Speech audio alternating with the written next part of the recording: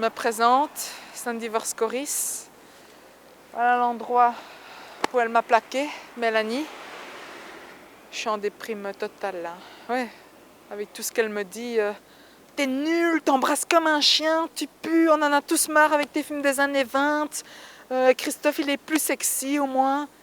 Putain, dis, j'en ai trop marre de cette vie de merde. Dis, putain, c'était la fille de mes rêves. Et elle commence à dire tous ces injures, à me rabaisser, c'est une connasse. Mais elle est belle d'un côté, moi je l'aime, mais tout ce qu'elle a dit sur moi, je n'en peux plus.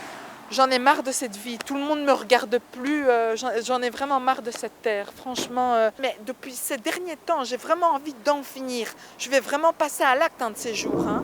Mais Sandy, tu sais ce que c'est passer à l'acte, c'est quand même irréversible, ça a choqué des familles, l'entourage des gens. Il faudrait peut-être un peu voir qu'est-ce que ça a comme conséquence, quoi. Non. Mais le problème, c'est que personne ne s'intéresse à moi, personne. C'est des moments comme ça où il y a le soleil, puis t'as la pluie, putain de merde, avec tous ces rêves que je fais, j'en ai vraiment marre. Je vais en finir avec cette vie, hein. Un de ces jours, je vais vraiment le faire. C'est toujours difficile de dire la cause d'un suicide, Oui. hein, parce qu'il y a toujours ce qu'on appelle un événement déclencheur. C'est un peu le sommet de l'iceberg. C'est par exemple une rupture, une perte, la mort de quelqu'un. Oui. Et puis il y a tout ce qu'il y a au fond qu'on connaît moins, et ça c'est tout le travail justement des psychologues, d'essayer de découvrir avec la personne qu'est-ce qui l'a poussé à commettre une tentative de suicide par exemple, et ça c'est beaucoup plus flou. Les jeunes qui se donnent la mort, est-ce que vous pensez que c'est plus pour se dire voilà, par exemple ma petite copine m'a plaqué, j'aimerais attirer l'attention à ma petite copine et à ma famille pour qu'on pense beaucoup plus à moi pendant des années, que je ne serai plus là parce que voilà, je me suis donné la mort. En fait, c'est dangereux de dire qu'une tentative de suicide ou un suicide abouti, c'est pour attirer l'attention. Parce que la dérive, c'est de penser après que c'est de la comédie, que c'est du cinéma, que c'est juste pour qu'on fasse attention. Je pense que sans doute, dans le geste, il y a une souffrance, et la seule façon d'exprimer la souffrance, c'est de poser un acte. Parce que la personne, le jeune en général, n'arrive plus à le dire avec des mots, donc il va poser un acte. Et alors, il y a aussi dans votre question quelque chose que je trouve intéressant, c'est le fait d'être un peu immortel. Si on se suicide très jeune, évidemment, on va rester très très très très longtemps dans la mémoire des gens. Donc, on se donne la mort, mais c'est aussi une façon d'exister pour toujours. Donc ça, c'est intéressant.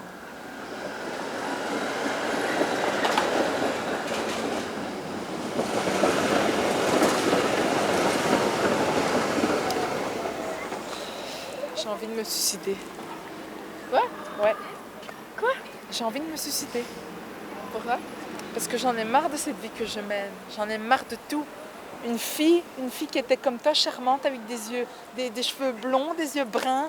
Je suis fou maintenant, je peux parler à n'importe qui. T'es en dépression? Oui. Mais tu as trouvé une autre fille. Ok, ça va. D'accord? Ok, merci quand même. Hein. De rien, tu vois Allez, avec ça. au revoir. Au revoir.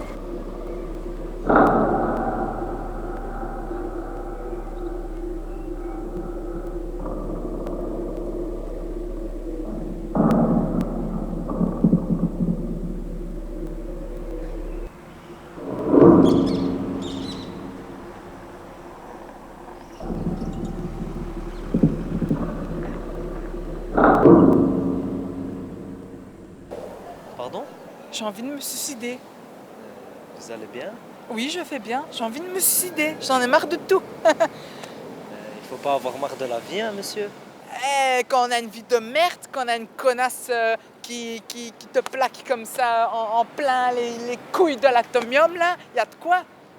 Non, monsieur, faut savoir discuter. Non, moi je discute pas. C'est décidé, je vais me tuer, moi. C'est décidé. Je le jure devant Dieu. Il y a des associations aussi pour vous aider. Hein. Non, association, ouais, c'est ça. Comme si j'allais expliquer mon histoire. Les gens en ont rien à foutre. Ils disent ouais, qu'est-ce qui vous a amené à faire ça? Au revoir. Et puis tu sais ce qu'ils font après? Ils baissent dans leur chambre. Ils font l'amour, ils s'éclatent et ils s'en foutent de tout ça. Moi, je peux rien d'autre vous dire que. Ok.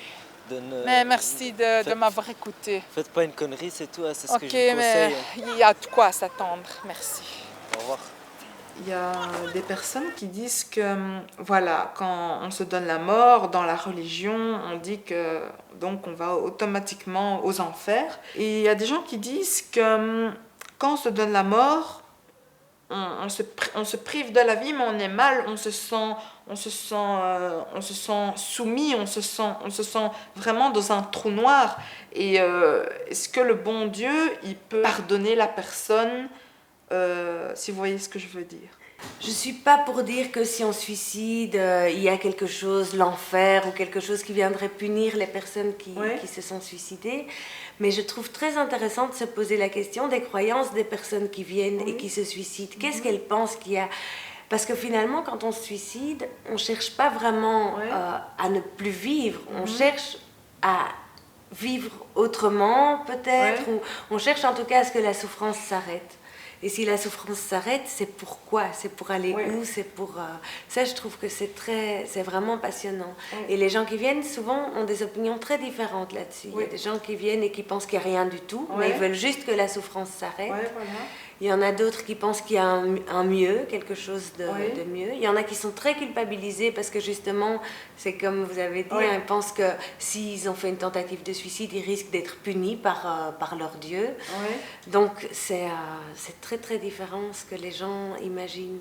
Mais c'est intéressant parce que ça pose la question existentielle. Qu'est-ce qu'il y a après?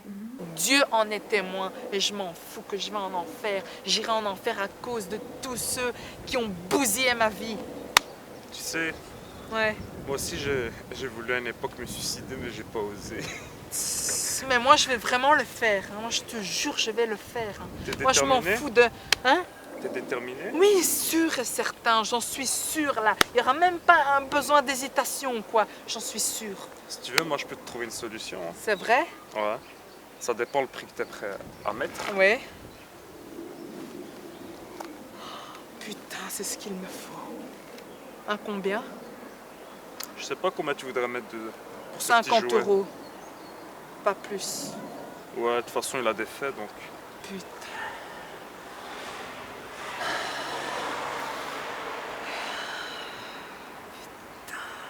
Oh mais fais vite gars. Décide-toi. Je vais l'acheter. Mais je t'apporte l'argent demain. T'es d'accord? Finalement, se suicider, il y en a qui disent que c'est vraiment courageux. Par exemple... Et vous pensez que c'est courageux? Courageux pour la personne, si on rentre dans sa tête. Mais sinon, pour les personnes proches, c'est par exemple de la lâcheté, parce que la personne ne pense pas à sa famille, pense qu'à lui, il ou elle est égoïste. Il peut faire souffrir des tas de personnes de sa famille, et ça bouleverse toutes les personnes. C'est comme quand on jette un caillou dans l'eau et que ça fait des remous comme ça. Une tentative de suicide ou un suicide, c'est ça. C'est une bombe et puis ça fait plein de dégâts autour. La famille proche et puis l'entourage et même parfois des générations après. Parfois il y a quelqu'un qui se suicide et puis ses petits-enfants vont encore porter la culpabilité, la tristesse, le deuil, parce que c'est un deuil très très difficile à faire.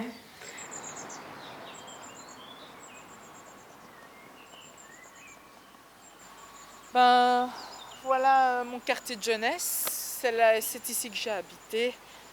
Avec ma mère Gertrude, qui était une grosse alcoolique. Quel quartier? Devant l'église. Voilà. On allait tous les dimanches à la messe. Quand j'y repense, quand mon père m'a donné une gifle à la messe, ça aussi c'était un sale souvenir, ça. Putain. Bon, ça c'était mon ancienne école. C'est Saint-Luc donc, où l'année passée j'étais avec Mélanie. Enfin, je ne vais pas de nouveau refaire le même cinéma qu'au Ezel. J'avais des problèmes avec la relation entre élèves et moi-même.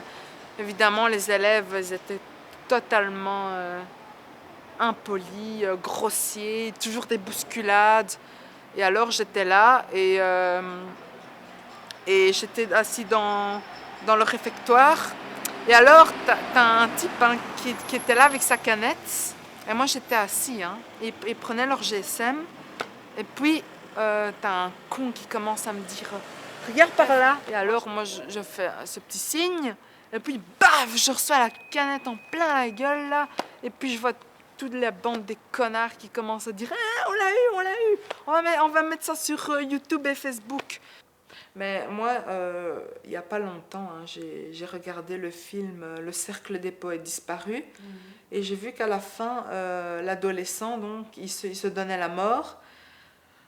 Parce qu'il y avait deux... Dans le film, on dit que c'est à cause du professeur d'anglais qui, avec ses méthodes peu orthodoxes, a incité l'élève à jouir dans la vie et tout.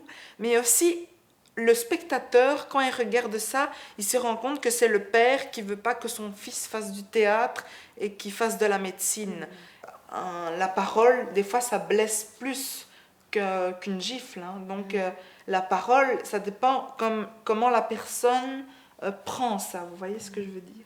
Dans le film, moi, de ce que j'en ai compris, l'adolescent était vraiment enfermé par son père, par sa mère, et peut-être il était en conflit, on appelle ça conflit de loyauté, donc il était pris entre le désir de son père et le désir de son prof. Alors on ne peut pas dire c'est à cause du père ou c'est à cause du prof, il était un peu en conflit, et la seule solution qu'il a trouvée, c'est de se donner la mort à ce moment-là. Mais vous, pourquoi vous avez choisi de venir dans le centre de prévention du suicide? Je connais un peu, enfin dans mon entourage, il y a quand même 2 personnes qui se sont déjà donné la mort. Ce sont donc des frères à ma grand-mère. Et vraiment, ça a été une vraie catastrophe dans la famille. C'était vraiment... on a dû parler pendant au moins 3 ans du premier cas, mais en plus, le deuxième cas qui est donc la personne qui s'est donné la mort en 2010, donc en juillet, et s'est pendu, on ne sait pas la raison pourquoi des fois.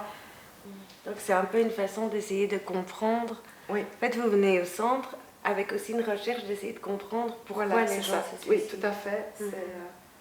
Mais c'est difficile parce que vous avez une réponse théorique, mais ça ne dit pas pourquoi les personnes que vous connaissiez se sont suicidées. Oui, voilà. Ça reste quand même toujours... Oui, ça reste un mystère.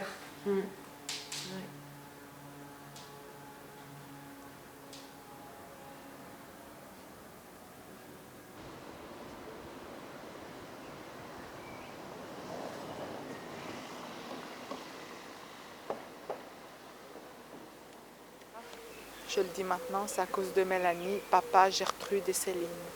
Ces personnes-là sont responsables de ce qui va se passer à la fin de ce film. Maintenant, j'y vais.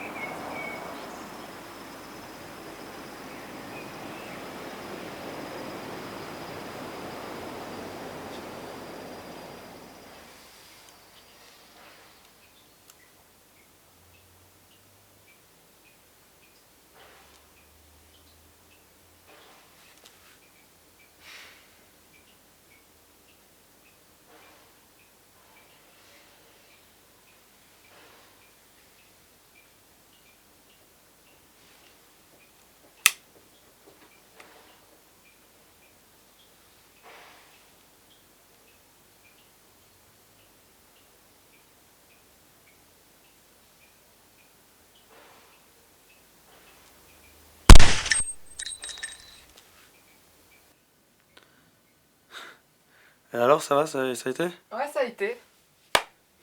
C'est fini, quoi. Ouais, c'est fini. Ma vie, en fait, elle m'inspire. Tout ce qui m'est arrivé aussi, il y a des moments sombres, des fois. On a tous un côté sombre dans la vie où on se dit, voilà, le suicide, ça nous vient même à l'esprit, même si on le fait pas, ça nous vient. Alors c'est ça que j'ai voulu montrer. J'ai voulu montrer, mais en exagérant, qu'une personne, voilà, elle en a marre de ses derniers jours, et suicide à la fin, tout en m'inspirant de ma vie, quoi. Mais dans ce film, j'ai quand même eu le sentiment de le faire. Enfin, déjà, tu vois, quand je mets l'arme comme ça, déjà, ça fait bizarre. Je dis purée, dis heureusement que c'était un film, hein, c'est ça que je me dis, hein.